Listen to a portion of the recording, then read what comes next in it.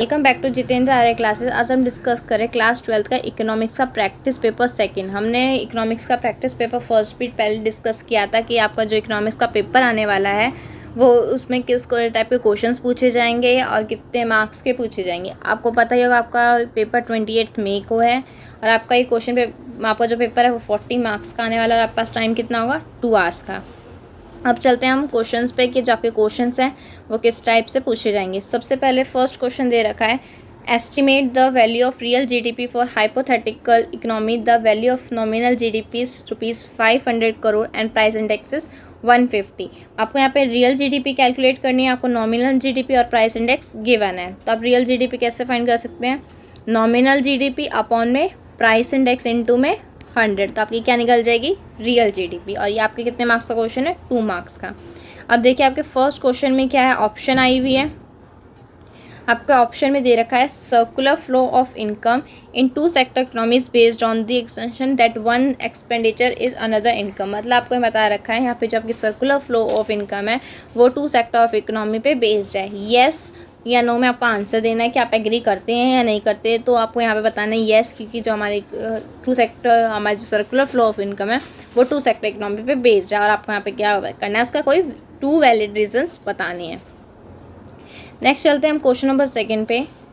Second question में बोल रखा है कि अगर आपकी economy fall then to boost the following demand in the economy. अगर आपकी रिजर्व बैंक आरबीआई है, आपकी रेपो रेट अभी रिड्यूस किया है रिजर्व रेपो रेट पे, अगर ये सेंट्रल गवर्नमेंट करे तो क्या इफेक्ट होगा।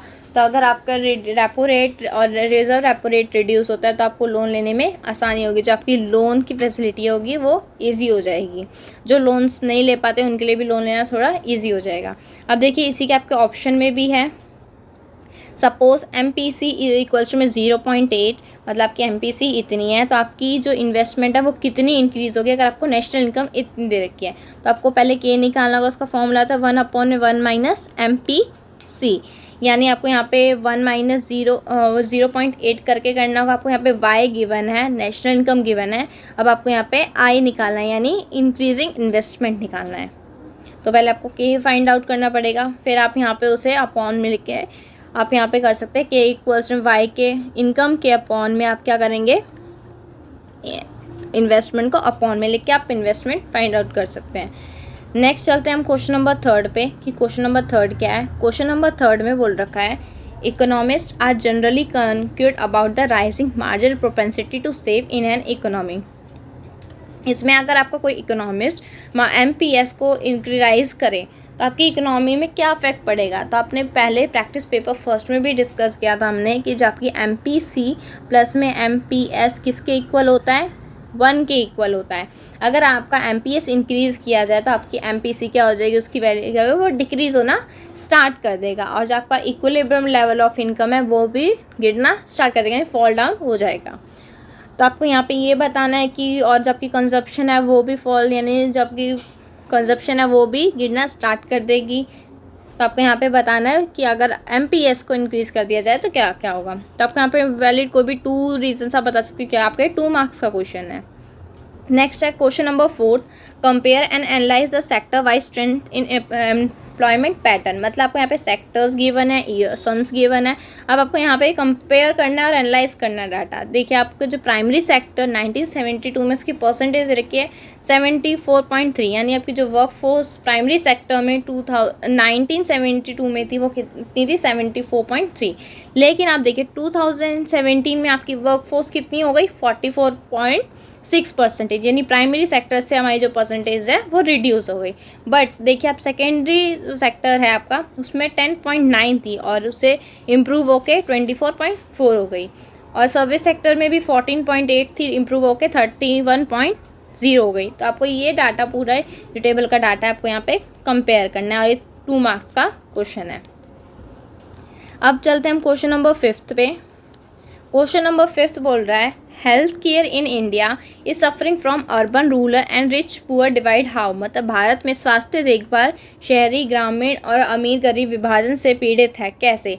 मतलब जो आपका urban areas, rural areas, rich या पुअर, जो आपके हेल्थ केयर सिस्टम वो कैसे सफ़र कर रहा है इंडिया में। तो आपको पता होगा कि पहले रूरल एरियाज़ में आपकी पॉपुलेशन वो थी इंक्रीज थी, मतलब वो ज़्यादा थी और हेल्थ केयर फैसिलिटीज़ कम थी as compare to urban areas. ऐसे रिच एंड पुअर में भी जो आपकी रिच लोग थे उन्हें हेल्थ केयर फैसिलिटीज़ अच्छी प्रोवाइड हो जाती थी, लेकिन जो पुअर थे, जो गरीब लोग थे, उन्हें हेल्थ केयर फैसिलिटीज़ अच्छी तरह प्रोवाइड नहीं की जाती। तो आपको यही बताना है कि आपके हेल्थ केयर सिस्टम कैसे डिवाइड हो रहा है। नेक्स्ट इसी के ऑप्शन में आपसे पूछा गया है what is the worker population ratio और गिव इट फॉर्मूला, मतलब जो आपकी वर्कर पॉपुलेशन रेशियो है वो क्या है और इसका फॉर्मूला क्या होता है। तो आपको पता होगा कि आपकी वर्कर पॉपुलेशन रेशियो इंडिकेट करती है जो आपकी एम्प्लॉयमेंट सिचुएशन होती है करेंट कंट्री में, मतलब जो आपकी जो टोटल आपकी जो कंट्री में टोटल पॉपुलेशन होती है उनमें से कितनी वर्कफोर्स, मतलब कितने लोग काम कर रहे हैं, उनकी रेशो को मेजर करना, वो उसका वर्क होता है, वो वर्कर पॉपुलेशन रेशियो कहलाती है। और इसका फॉर्मूला क्या होता है, total number of workers upon में टोटल पॉपुलेशन। और आपको पता होगा आपकी परसेंटेज फाइंड करनी है तो आपको क्या करना पड़ता है, 100 से मल्टीप्लाई करना होता है। तो ये आपका फॉर्मूला है।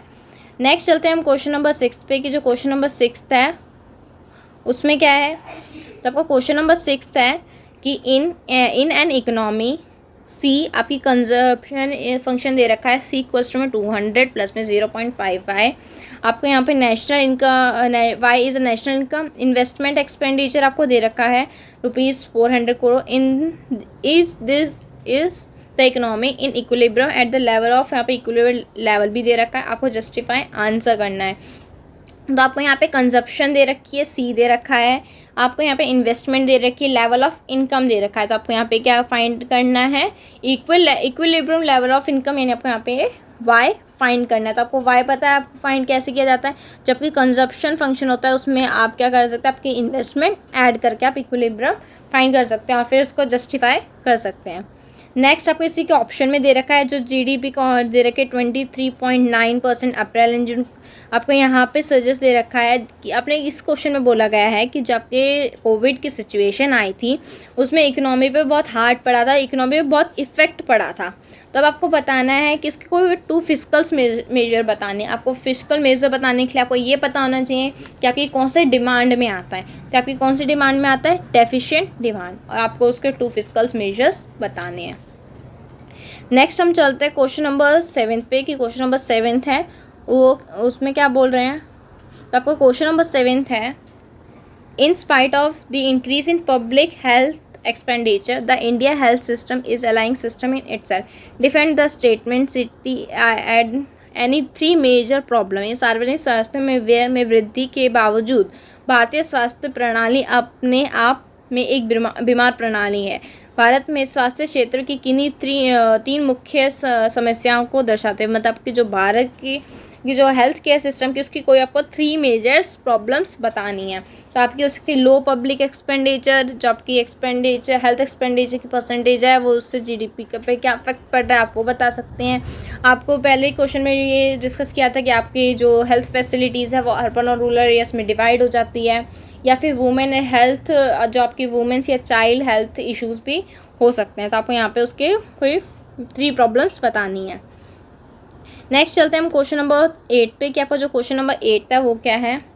क्वेश्चन नंबर 8 है, what are the reason for slow economic growth and re emergence of poverty in Pakistan. मतलब आपको यहाँ बताना है कि जो पाकिस्तान में है वहाँ पे जो आपकी इकोनॉमिक ग्रोथ है वो स्लो क्यों है और पॉवर्टी ज़्यादा क्यों है।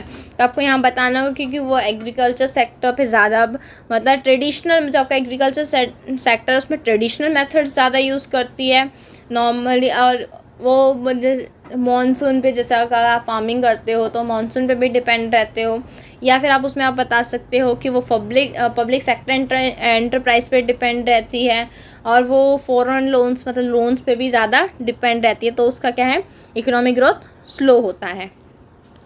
नेक्स्ट क्वेश्चन नंबर 9 है, name any 6 indicator of human development. आपको कोई 6 संकेतक बताने हैं ह्यूमन डेवलपमेंट के लिए।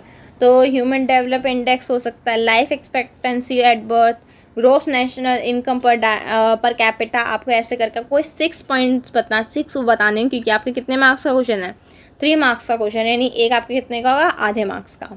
अब चलते हैं हम क्वेश्चन नंबर 10 पे। State any 3 precaution that are taken while calculating national income by expenditure method. मतलब आपको कोई 3 प्रिकॉशंस बतानी है अगर आपको नेशनल इनकम एक्सपेंडिचर मेथड से आपको निकालनी हो तो आपको क्या क्या वो लेनी चाहिए, प्रिकॉशंस लेनी चाहिए, वो बतानी है। इसके लिए आपको पता होना चाहिए कि एक्सपेंडिचर मेथड क्या होता है, उसमें कौन से गुड, इंटरमीडिएट गुड्स या नॉर्मल जो गुड्स है वो ऐड होते हैं, इंक्लूड होते हैं या नहीं होते हैं। तो आपको यहाँ पे कोई 3 प्रिकॉशंस बतानी है और 3 मार्क्स का क्वेश्चन है। नेक्स्ट चलते हैं हम क्वेश्चन नंबर 11 पे। क्वेश्चन नंबर 11 है, इन an economy if initial investment was increase, जब आपकी इनिशियल इन्वेस्टमेंट है वो 100 करोड़ रुपीज़ इंक्रीज़ हो तो आपकी वर्किंग इन्वेस्टमेंट मल्टीप्लायर में क्या होगा, प्रोपेंसिटी आपको 0.8 हो। तो आपको पता होना चाहिए कि जो आपकी वर्किंग ऑफ इन्वेस्टमेंट मल्टीप्लायर है वो किस पे बेस्ड होता है, वो प्रिंसिपल बेस्ड होता है। One expenditure is another income, मतलब किस पे बेस्ड होता है, एक एक्सपेंडिचर इज अनदर इनकम पे। तो अब आपको यहाँ पे वो बताना है और आपको यहाँ पे आपको बताना होगा कि अगर आपको इनिशियल इन्वेस्टमेंट गिवन है और एमपीसी गिवन है तो कहाँ कहाँ चेंजेस होंगे, कहीं डिफरेंस होगा या फिर क्या वैल्यूज़, आपकी जो इनकम होगी उसकी वैल्यूज़ क्या निकलेगी, आपकी इनकम कैसे निकलेगी। तो आपको यहाँ पे वो करना है कि आपके अगर यहाँ पे इनकम आप कैसे निकाल सकते हैं। नेक्स्ट चलते हैं हम क्वेश्चन नंबर 12 पे। क्वेश्चन नंबर 12 में देखिए आपके 2 पार्ट्स हैं, A and B. A part में आपको यहाँ पे आपको टेबल दे रखा है और आपको यहाँ पे क्या करना है, आपको यहाँ पे फाइंड आउट करने हैं इनकी वैल्यूज़। फर्स्ट है net national product at factor cost, यानी आपको यहाँ पे NNPFC फाइंड करना होगा। आपको यहाँ पता होना चाहिए कि आपके यहाँ पे जो आपको गिवन है टेबल में उसमें क्या ऐड होगा और क्या लेस होगा। फिर नेक्स्ट है net domestic product at factor cost, आपको यहाँ पे 2 ये चीज़ें फाइंड करनी है और ये कितने मार्क्स की है, 2 मार्क्स की हैं। नेक्स्ट बी पार्ट है give reason explain whether the following are including domestic product, मतलब आपको यहाँ पे अगर ये डोमेस्टिक प्रोडक्ट में इंक्लूड हो जाए तो आपको यहाँ पे रीजंस बताने हैं। Profit earn by branch of foreign bank in India, अगर प्रॉफिट और जो हम फॉरेन बैंक से प्रॉफिट अर्न करते हैं अगर वो इंक्लूड हो जाए तो क्या होता है इफेक्ट। नेक्स्ट चलते हैं हम नेक्स्ट क्वेश्चन पे। Interest receive by an India resident from his investment abroad, तो अब आपको यहाँ पे भी इसके रीजंस बताने हैं। अब देखिए आपके ऑप्शन में भी आया हुआ है calculate national income by expenditure method में, हमने पहले प्रिकॉशंस पूछे थे और अब यहाँ पे आपको करना है एक्सपेंडिचर मेथड कैलकुलेट करना है। और इसी में इसके ऑप्शन में है जो आपकी फैक्टर इनकम क्या होता है, ट्रांसफर इनकम क्या होता है। तो आपकी फैक्टर इनकम वो इनकम होती है जो आप कभी भी कोई गुड्स या सर्विसेज प्रोवाइड करते हैं तो अर्न हो, लेकिन ट्रांसफ़र इनकम जब आप कोई goods and without goods and services कोई भी प्रोवाइड करते हैं और आप पास इनकम आती है उसे हम ट्रांसफ़र इनकम कहते हैं। फैक्टर इनकम में आप वेजेस, रेंट्स, सैलरीज ये काउंट कर सकते हैं। ट्रांसफ़र इनकम में कोई गिफ्ट्स, स्कॉलरशिप, डोनेशन आप ये काउंट कर सकते हैं। नेक्स्ट है अब आपका लास्ट क्वेश्चन, क्योंकि आपके 13 क्वेश्चन हैं टोटल। तो अभी यहाँ पे देखो आपको पता होगा आपका हर क्वेश्चन पेपर में एक स्टडी क्वेश्चन तो आना ही है। प्रैक्टिस पेपर में 2 क्वेश्चन पूछे गए थे, अभी 13 क्वेश्चन में भी अब देखते हैं क्या क्या पूछा गया है। ये आपका देखिए सस्टेनेबल डेवलपमेंट से रिलेटेड है कि उसने क्या क्या चैलेंजेस फेस किए हैं, सस्टेनेबल डेवलपमेंट का क्या इफेक्ट पड़ा है। तो अब देखते हैं इसमें क्वेश्चन क्या पूछे गए हैं। नेक्स्ट देखिए आपको यहाँ पे स्टेटमेंट्स ए एंड बी दे रखी है। पहली स्टेटमेंट में पूछा है do you agree the way we are heading toward development had put a burden on nature, elaborate, मतलब आपको यहाँ पे क्या आप समझते हैं कि जिस तरह से हम विकास की ओर बढ़ रहे हैं उनसे प्राकृतिक पर्यावरण पर बोझ डाल दी जाता है, आपको यहाँ पे इसे एलैबोरेट करना है। और नेक्स्ट है reversible of supply demand relation is cause of, मतलब कि जो सप्लाई और डिमांड का रिलेशन है वो इन्वायरमेंट को डिग्रेडेट कर रहा है। अब आपको हमने बोला था कि आपकी जो वीडियो के लास्ट पार्ट में आपको यहाँ पे क्वेश्चन पे यहाँ पे आपको आंसर्स कीज़ प्रोवाइड की जाएंगी। तो ये आपके आंसर कीज़, सबसे पहले फर्स्ट क्वेश्चन में हमने बताया था कि आपको अगर नॉमिनल जीडीपी और प्राइस इंडेक्स दे रखा हो तो रियल जीडीपी कैसे काउंट करते हैं। और फिर उसकी वहीं पे स्टेटमेंट अगर टू सेक्टर इकोनॉमी बेस्ड होती है कैश फ्लो के उसमें, तो आपको यहाँ पे इसके बारे में स्टेटमेंट करेक्ट दे रखा है और उसके बारे में बता रखा है। नेक्स्ट चलते हैं हम क्वेश्चन नंबर 2 पे। क्वेश्चन नंबर 2 में बोला गया था कि जबकि सेंट्रल बैंक अगर ये आपका रिजर्व रेपो रेट डिक्रीज़ कर दे तो क्या इफेक्ट होगा। तो आपकी जो लोन की अवेलेबिलिटी है वो इंक्रीज़ हो जाएगी। और आपको उसी में आपको ऑप्शन में भी आया हुआ था, आपके यहाँ पे न्यूमेरिकल्स में आया हुआ था, तो आपको यहाँ पे investment increase in investments calculate करना था, तो ये आपको वहाँ पे है। नेक्स्ट थर्ड क्वेश्चन में बोला गया था कि एमपीएस को इकोनॉमिस्ट एमपीएस को राइज करता है तो क्या इफेक्ट पड़ता है, तो अगर एमपीएस राइज होगा तो एमपीसी डिक्रीज हो जाएगा, तो ये वो क्वेश्चन है। नेक्स्ट आपको फोर्थ क्वेश्चन दे रखा था, टेबल फॉर्म में दे रखा था, आपको वहाँ पे वर्कफोर्स दे रखी थी, वर्कफोर्स की परसेंटेज आपको उस टेबल को करके एनालाइज करके वहाँ पे कंपेयर करना था। नेक्स्ट फिफ्थ क्वेश्चन में बोला गया था कि जो हमारी हेल्थ केयर है वो कैसे सफ़र कर रही है अर्बन एंड रूरल एरियाज़ में, तो मैंने बताया था आपकी जो रूरल एरियाज़ में उसमें परसेंटेज ज़्यादा थी और वहाँ पे जो हॉस्पिटल्स के लोकेटेड वहाँ पे हॉस्पिटल फैसिलिटीज़ बहुत कम थी, तो इसलिए जो आपका हेल्थ केयर था वो अर्बन एंड रूरल्स और रिच एंड पुअर में सफ़र कर रहा था। एंड नेक्स्ट आपको उसी ऑप्शन में था वर्कर पॉपुलेशन रेशियो, कि आपकी वर्कर पॉपुलेशन रेशियो क्या आती है और उसका फॉर्मूला क्या होता है, तो वो क्वेश्चन था कि वर्कर पॉपुलेशन रेशियो आपकी वर्कफोर्स की रेशियो को मेजर करती है। सिक्स क्वेश्चन आपको होता है कंजप्शन फंक्शन गिवन था, इन्वेस्टमेंट गिवन था, लेवल ऑफ इनकम गिवन था, आपको यहाँ पे equilibrium level of income find out करना था। और नेक्स्ट आपको यहाँ पे उसी में आपको कोविड की सिचुएशन से आपको एक दे रखी थी इकोनॉमिक की, लॉकडाउन की वजह से आपको वो कौन सी सिचुएशन थी, डेफिशिएंट डिमांड कंसीडर कर रही थी, उसके टू फिस्कल से बताने थे, decrease in tax rate and increase in government expenditure, ये इसके टू फिस्कल्स हैं।